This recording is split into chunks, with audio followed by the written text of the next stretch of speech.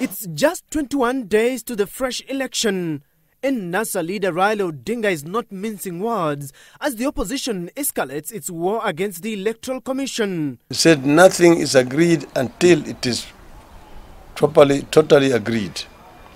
There is no agreement between us and IEBC. As you know, we had presented to IEBC a very concise document outlining what went wrong and what we want to see rectified. Do not be cheated that NASA has some agreement with IEBC and that there is some progress that we are party to. We have no such agreement, and our faith in IEBC remains zero, which is why our political action plan must continue. NASA faulting IEBC for allegedly disregarding its so-called 12 irreducible minimums conditions. So therefore, there is still a big gap between us and the IEBC. We told them to close that gap. They are still unable to close that gap. So don't say Jubilee is not complaining. Jubilee cannot complain. If you leave the ground as it was last time, that is what they want. So Jubilee is saying, we have come here, we will now come back on the 27th for the certificate. You see, we are not trying to take Jubilee to the altar so that we can go and then cheer that they have gotten married. We are not going to do that to Jubilee. So we will ask IEBC to do a soul searching. Please address yourself to specific issues raised in our document. The irreducible minimums focusing on the ICT infrastructure, with NASA opposed to IEBC contracting French firm Otimofo to supply KIMS. It is also demanding information of the location of all servers, while also opposing the use of a cloud server. NASA has also demanded the GPS coordinates of all the KIMS gadgets. IEBC has insisted that the French firm will supply the ICT infrastructure.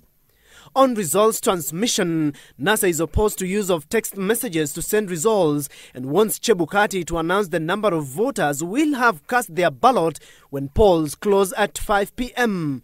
IEBC has already indicated that text messages will now be transmitted simultaneously with scanned images of results forms. Despite IEBC yesterday saying it had reduced NASA's irreducible minimums after the closed-door meeting, Odinga appears dissatisfied and that IEBC had not cancelled the ballot printing tender to Dubai-based firm Al Ghurair.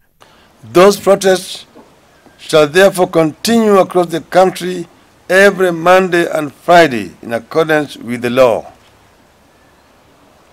It is self-evident that the police have been systematically and consistently trigger-happy against unarmed peaceful NASA supporters and have unleashed brutal force against innocent civilians, including young university students. No reforms, no elections. We will not participate in an election that will be used to legitimize the presidency of Uhuru Muigai Kenyatta.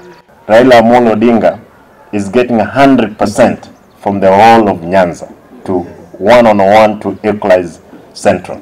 And let him watch the space. Our things will be moving.